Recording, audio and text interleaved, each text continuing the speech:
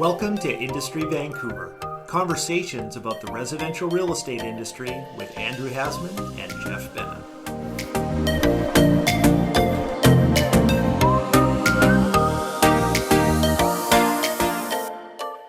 Andrew Hasman, good morning. Hey, good morning, buddy. Halloween is behind us. This is the home stretch to the end of the year. Wow. It is. You know, seems like yesterday we were in January and we are talking about what a great year the market's going to have. It's going to be a boom year. Things are going to be fantastic. And then, of course, we had this crazy stuff happen with tariffs and threw the market into a spin.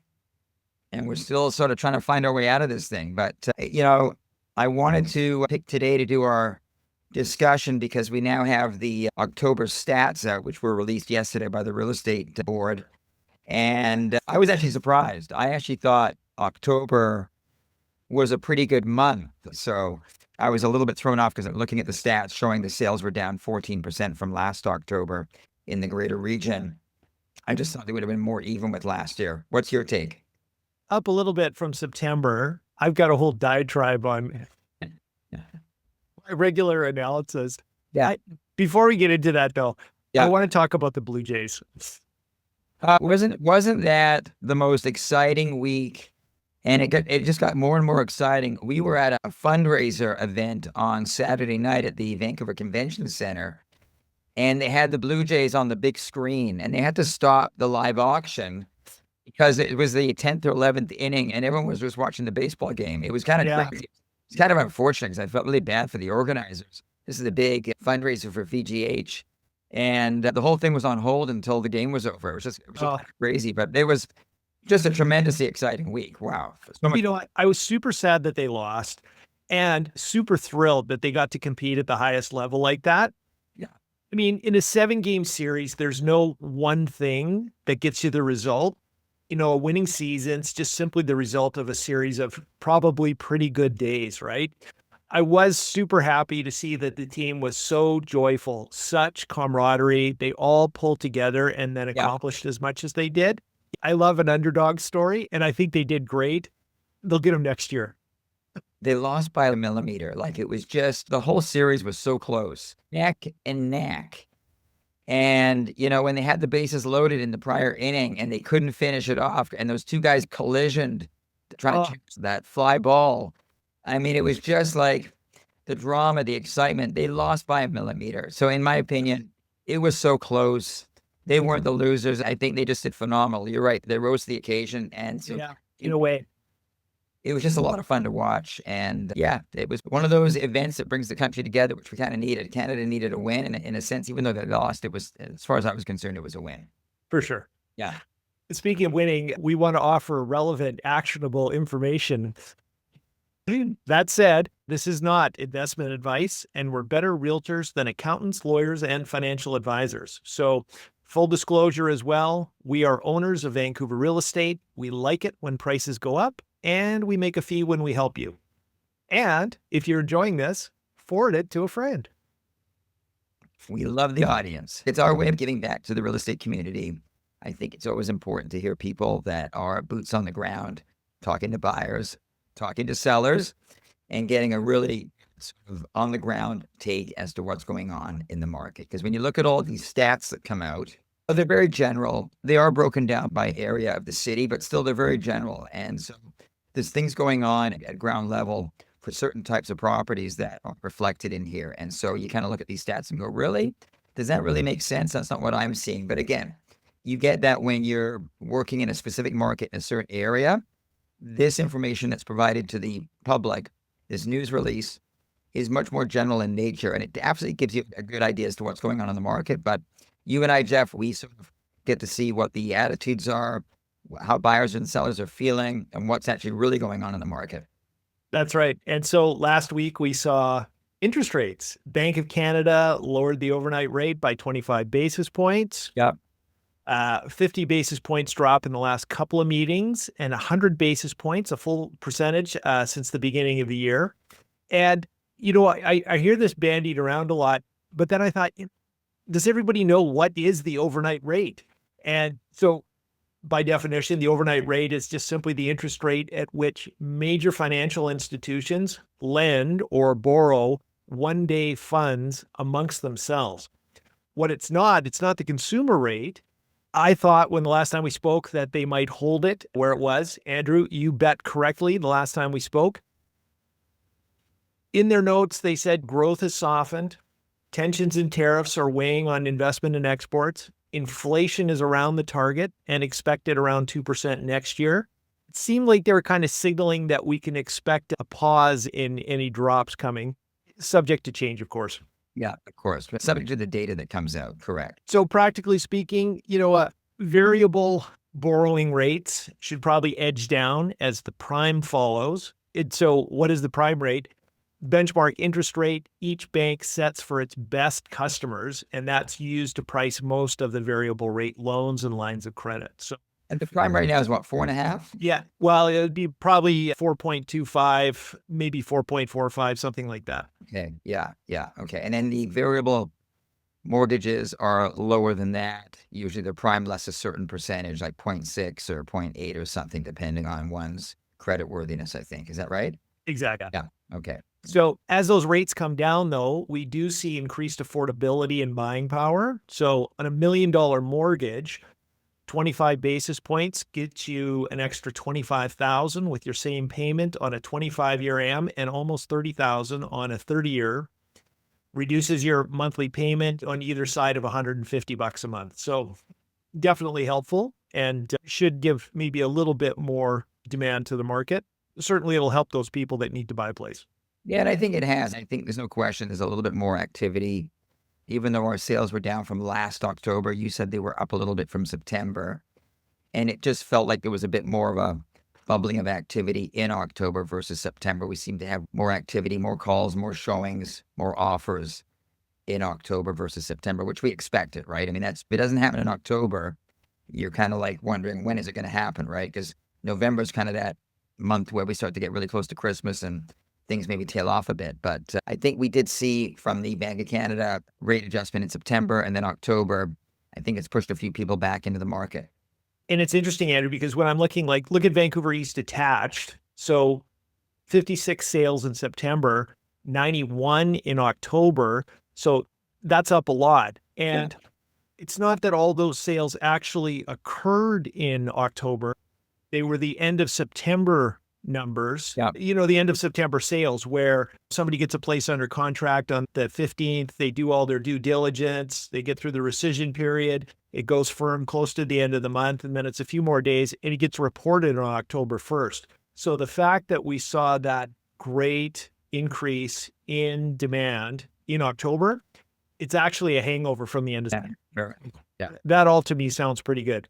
And I think it all evens out because the same thing will happen for November as well, right? There's always that carryover. I guess the point for me, though, is that the fall market is underway. It's happening. We're seeing new listings actually coming down in that market, fewer new sellers, tightening of supply a little bit.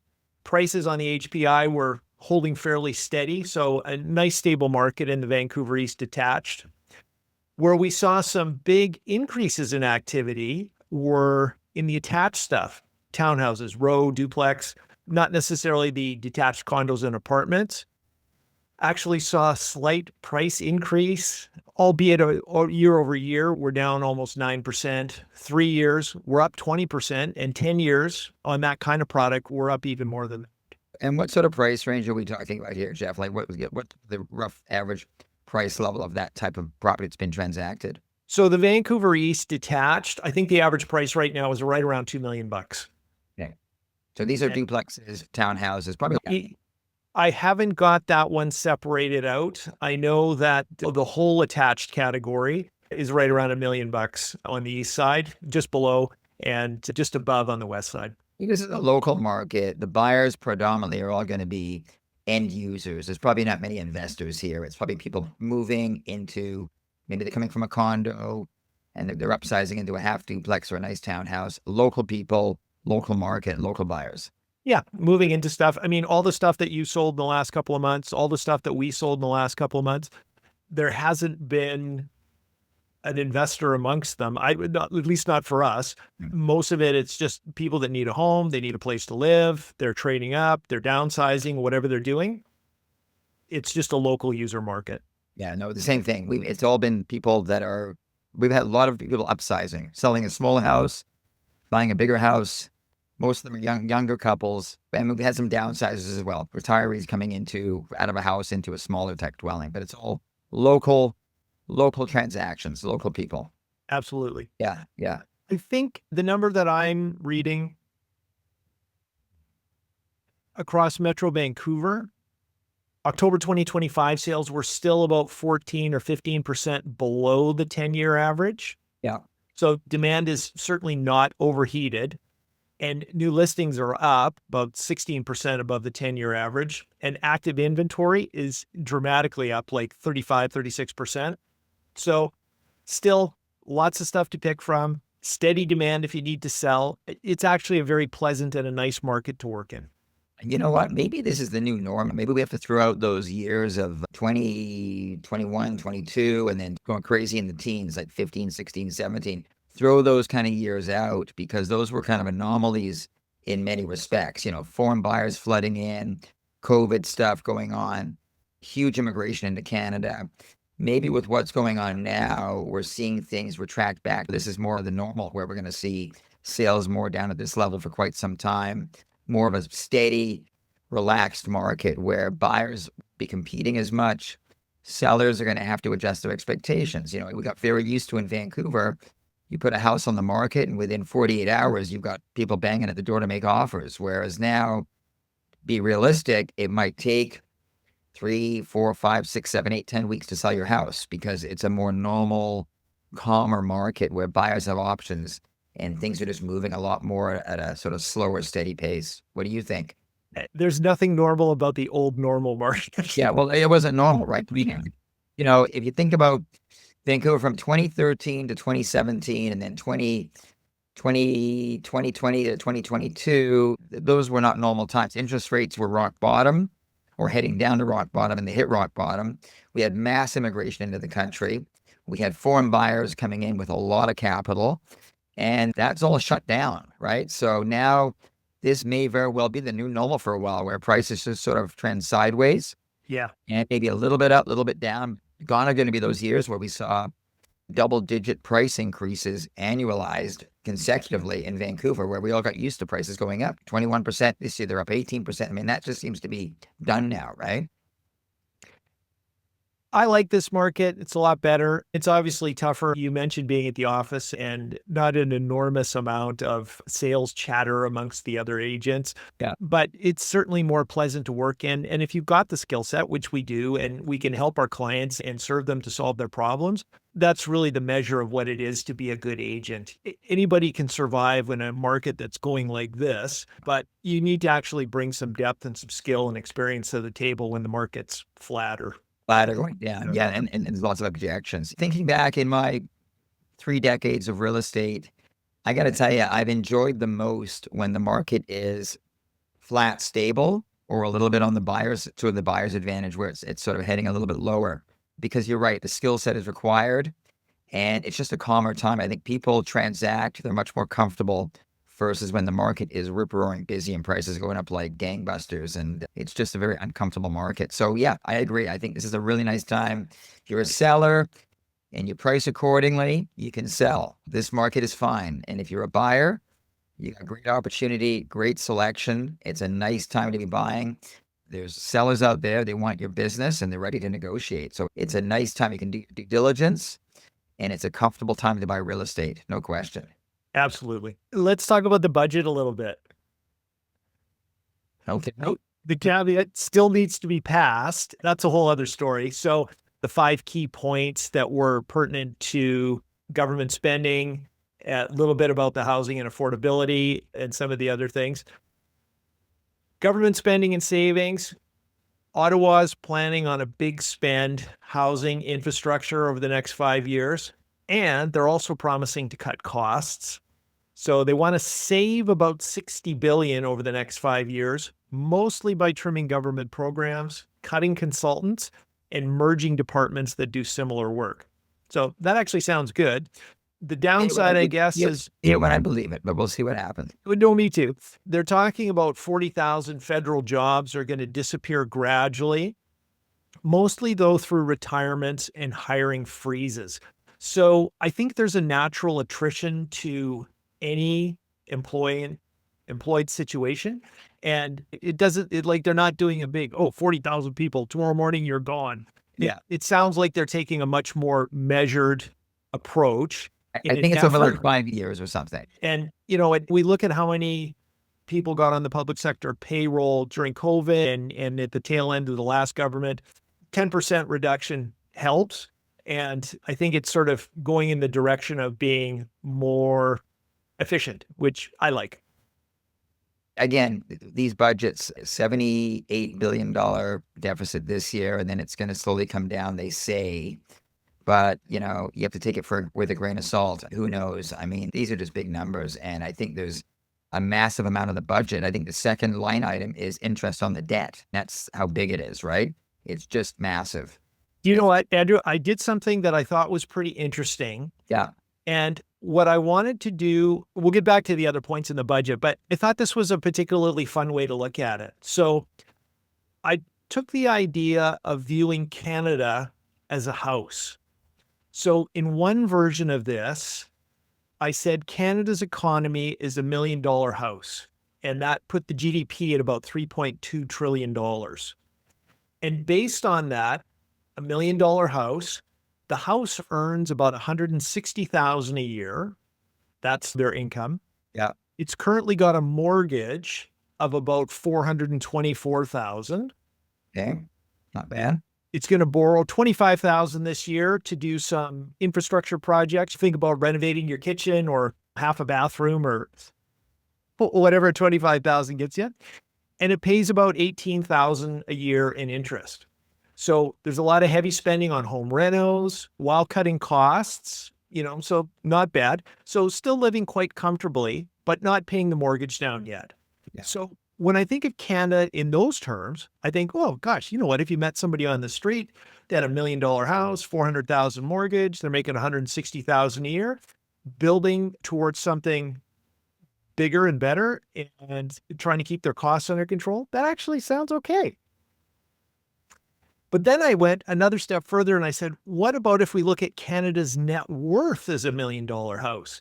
And the number that came back on that for the value of Canada, its assets and whatever, came at about 18 trillion. So if the house is worth $1 million, yeah, that means there's only 72,000 left on the mortgage, about 7% of your net worth. Earns 33,000 a year. So again, not that much, but relative to the value, not bad. And borrows only 4,000 a year is their deficit, and they're paying 2,500 a year in interest. So the owner is very wealthy overall, but cash flow's tight. They're renovating, they're cutting expenses, and they're scrapping the underused housing tax to simplify their life. So when you look at it from the perspective of not like $80 billion is a boatload of money. Yeah, we should be freaking out about that. But if you look at it in the perspective of what is Canada, how big is it, how much are we borrowing and that sort of thing, it's not as awful as you might think. And these are all things that need to happen in order for the country to progress and grow and build the economy. So I don't think it's as awful as it could be. It's still a lot of money. Still, we owe a lot, but it's sort of the price you pay for, I guess, living in a civilized society, right? Yeah. I mean, I think time will tell whether the money they're spending is going to create the jobs and help boost the wealth of the country. I mean, from what I see from stats, we've dropped a lot of points. The standard of living, we were number 9. Now we're number 29 or something. We've dropped a lot in the last 10, 12 years. We're fine. You and I are fine. A lot of people we know are fine. But I think the average Canadian is really feeling the pinch. There's no question the tariffs are hurting the manufacturing back east. And we've got all these resources and we need to get them out of the ground, and we need to start taking what we've got and running with it and helping that make us proud and wealthy again, selling those. Exactly. And so we've got a lot of policy that has kept those resources in the ground. And so there needs to be a change of action, change of course. So we'll see if this makes any difference. time will tell, right? Time will. I'm feeling like we're on a better track now, and I feel like we're making efforts towards that. The other tough thing about this is the electorate, they want instant results. The Which isn't going to opposition, happen. they want to flick a light switch and, oh my God, everything's better now. Yeah, and there's no question. None of these are quick fixes. It's going to take time. And I think the average Canadian can't rely on government to bail them out. They're going to have to make their own choices that hopefully get them through tough times within your means. And if you can't afford the house you're living in, you don't live in that house. If you've got too much debt, you got to figure out a way to sort of reduce that debt, and so you can move forward and have a nice life. It's not easy, but again, if you rely on government to bail you out, I think you're taking the wrong approach. I agree. Right? To that end, the government is creating a new housing agency called Build Canada Homes, $13 billion to start. But isn't that all mostly social housing? That's not people buying homes. This is housing. This is social housing, if I'm not mistaken. I think there's a portion of it. So they're going to buy land, finance builders, and help get more mid-priced and rental housing built faster. I don't think it's entirely social housing. This is not the component of that. I think what they're helping to do is provide a framework where more building can be done, and that they're going to complement and provide an environment where builders can do that. So additionally, first-time buyers are getting a GST break. There was a comment, the housing minister had said that they want to bring the average home price down, but not crash individual home values. So what that means is building a lot more lower priced homes to balance in the mix. And some people say, well, oh my God, how can the average come down unless all the home prices come down? Right. So I've actually got a graph. Hang on. Doing your homework, Mr. Benna. Let me just find it here. We're seeing the market to a large degree is really starting to shape those choices. So prices are softening, rents are softening, housing types are evolving. There's more strata properties, half duplexes, townhouses, condos. Those are all on the rise. Multiplexes, yeah. As more affordable types of homes come on the market, the average price declines. And it is possible that can happen even if individual prices stay the same. So how can the average price fall if no individual home prices fall? So it's a composition effect. So if we add more affordable, lower priced units, the makeup of the inventory shifts and the average price comes down. So let me just share this. Have more smaller homes, more lower priced properties. Exactly. Or Yeah. can you see what I'm sharing there? This graph? Yeah, sure can. Okay, so if you have two detached homes that sell for $1 million each, the average price of that housing, 2 units, is $1 million. Now, if you add 3 condos worth $400,000 each to the mix, you now have 5 places with an average price of $640,000. Right. So it's So just the taking a position. Yeah. So the individual homes haven't changed price, but the average has decreased. Yeah. I get it. Now, if prices are coming down as they are, it increases affordability even more. And it's happening. So it's becoming more affordable to own a home, to live in a home. Could it happen faster? Could it be more? Probably. Will it happen fast enough or come down enough? Probably not. The big takeaway for me on this, though, is if you need a place to live, or you need to trade or up or downsize, or just have a house or a condo that you no longer need or want, the market is stable. There's still lots of choice out there. And demand is steady. Prices are down overall, but flat in the fall. I mean, if you want to get your house sold by the end of the year, there's still lots of time to do it, to get on the market and get it sold. Yeah. There's less competition. Serious buyers are out there. It actually makes November a pretty compelling time. The fall market is underway and we're away to the races, right? Yeah, no, for sure. I just want to touch on we're talking about the market, the change of the composition. Keep in mind, you have a lot of condos out there on the market that are not shown as multiple listings. It's I call it sort of the shadow inventory market, all the pre-sale condos, all the condos that have been completed. Yes. Sitting on the developer books unsold, and developers are sitting on these and obviously, providing incentives, trying to get people in. We see this all the time as realtors because they're sending us messages all the time trying to get us to bring our buyers in. And bring your buyers. Yeah. Just sold a lovely couple into a lovely townhouse in Tawasin in a fabulous new development out there. And they've just taken a nice price reduction on the properties there, the developer. And we're able to negotiate another 5% off the price. Oh, great. There's a lot of hungry developers wanting deals out there, and there's a lot of inventory sitting out there. I've got another client, showed him a property in New Westminster a couple of months ago, and I called the developer's office because we couldn't negotiate price, and I just checked in, and they're telling me they've been busy, but the place that he's looking at still not sold. It's still on the market. Who knows, right? So in some respects, October, things seem to have picked up a little bit from September, which is great, but there's still a lot of property out there in the condo market that's unsold, sitting on the books of developers. So there's good opportunity out there, no question. Yeah, I think so, particularly in some of that new stuff. And, that goes back to the market sort of solving things for us. When we see prices start to come down, that means things have been overbuilt. Yep. If we start to see a certain type of housing, I'm thinking about micro condos in Toronto sitting on the market unsold, that just shows me that the market's saying, hey, gosh, this doesn't really work for us. Yeah. And so, like all things, I think too much of a heavy hand of government in policy making is not a good thing. I think Not productive. by and large, the market will sort it out and it'll provide the housing that's needed at a price that's maybe higher than what we would like, but still what the market will bear.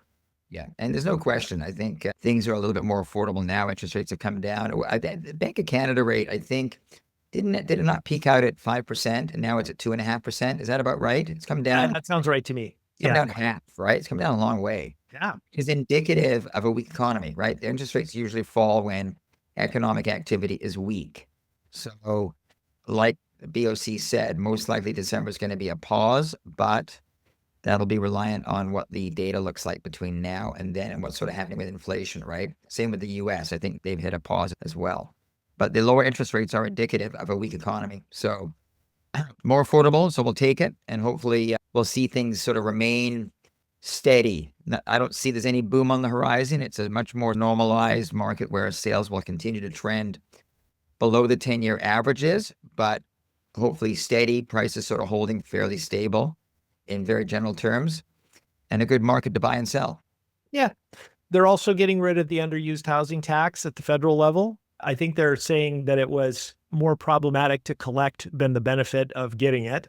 So that's great. They also got rid of a luxury tax as well, which isn't real estate, but luxury tax on boats and fancy cars. And it was the same thing. It was costing more to administer than they were actually collecting. Well, yeah, if you're going to buy a plane, it's that last little tax bite that's making the decision for you. Oh yeah. Anyway. So they have planned to slow the pace of new arrivals. Permanent residence targets are going to drop to around 380,000 per year for the next few years. The idea is to keep population growth more in line with how many homes can be actually built. Yeah. The federal deficit, we did talk about this, $78 billion a year, shrinking slowly over 5 years, supposedly. Debt to GDP, 42%, higher than before the pandemic, but still the lowest among G7 countries. That doesn't take into account some of the provincial debt. So not really an apples to apples comparison with some of the other G7 countries, but because every province, I think, is fairly indebted. If I'm not mistaken. They are as well. Yeah. So, I mean, it's good, but it's not great. As is every municipality. The city of Vancouver is not doing too well right now either, I think. Cities are also, everyone's feeling the pinch, right? Absolutely. Sure. Yeah. I guess in plain terms, though, borrowing more, but still looks better than most of the other advanced economies. So we've got big building ideas, small cuts. We've got a housing push. The UHT is gone. Immigration slowing. That's to ease pressure on housing. Yeah. Deficit's high, but stable. I guess it's not awful. Well, again, we're on the road to recovery. Well, it's an underdog story, and we think of us like the Blue Jays. We're coming together and we're doing what we need to do. Glass is half full, not half empty, right? Absolutely. So where do we go from here? Well, I think if it's me and I've got a home that I want or need to sell, I'm not going to be shy about getting it on the market in November. There's still a good long runway to the end of this month and even into early December. Time was years ago that if you needed to sell a house in Vancouver, you would be sort of Valentine's Day to the end of May. Yeah. or you would be September 15th to November 15th. And then the rest of the time, you just pull it off the market and everybody throw their hands in the air and say, oh, that's it. The market's over. We're all done. Yeah.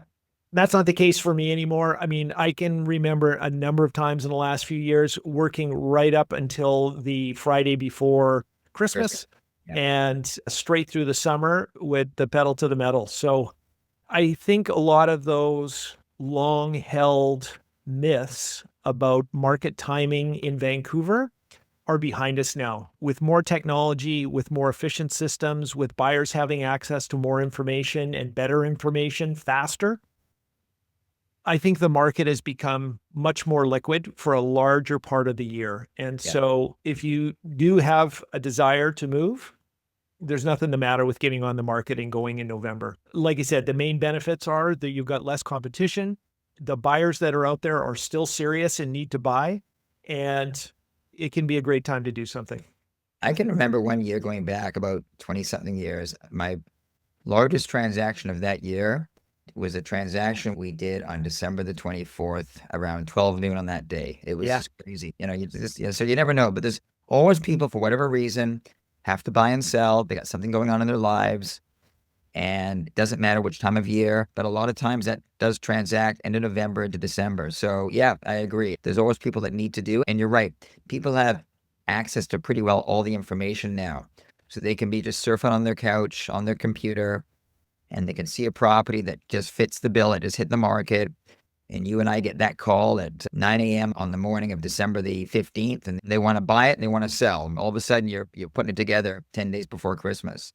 So you're right. There's always, but again, for the mass average person, usually by around the back end of this month, by the 10th of December, things do slow down into Christmas. But yes, people that are looking over Christmas or over the holidays tend to be serious because they got something going on, right? So, and if you're a seller, you typically have a lot less competition. There's a lot fewer homes on the market at the back end of the year. So your home typically stands out versus what will happen in, say, February, March, when a lot more is coming on the market. Well, and Andrew, you just reminded me of something funny. It's not the buyers and the sellers who usually take that time off. Usually it's the realtors. Realtors, yeah. And then we see, depending what happens when they open their visa bills in January, that's how fast they get back to work. Yeah, but it's amazing now. Like a lot of times you call a realtor and you're conversing with them only to find out they're actually halfway across the world. They're online, but they're working remotely and they've got someone here. But, we're all wired in now. I mean, you can be anywhere in the world and be wired in. You may not be physically. I got an email this morning from a realtor, said, I'm in London. I'm just responding to a request from my buyer. Can they come to your open house on Sunday afternoon? Yeah. Yes, ma'am. Please do. So, we're all connected at all times now. You don't have to actually have to be boots on the ground. It's a very different world than a few decades ago. But that's good. That's makes business more efficient. We can always be transacting, right? So it's good. Absolutely. Good. So we've got basically a month and a half or so till the holiday season. Yep. It's going to go quick. Halloween came and went pretty fast. Our kids are now no longer at home, so we're empty nesters, as you guys are. And so we don't do the Halloween thing, and we don't live in a Halloween area. So Halloween for us was we were just home.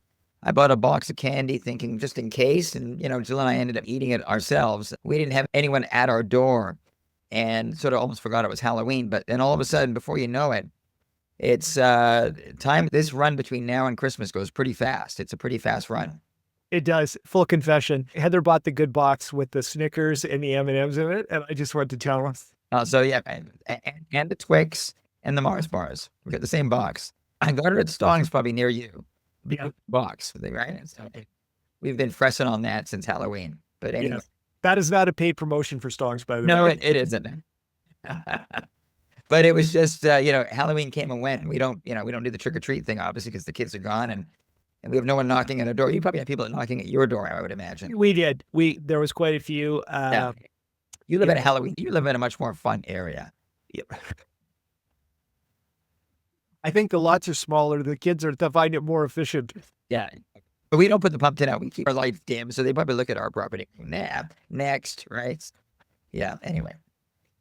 We put our holiday lights up already this year. We got it's dark, right? It's nice to make it festive, right? Oh yeah, no, it's Yeah, nice. and They're nice. It lights up the whole yard. And get into the mode. absolutely. Okay. I'm Jeff Benna. I'm Andrew Hasman. This is Industry Vancouver. Yeah. Thank you. Thanks everybody for listening. If you have any questions, reach out, call us, text us, email us, whatever. We're happy to help. We love doing what we do. We love this business. When's our next podcast? I think we should check in and do a market update sooner than later. So in the next few weeks. Okay, so you can expect all those listeners to hear from us probably early December. Perfect. Okay. Bye for now.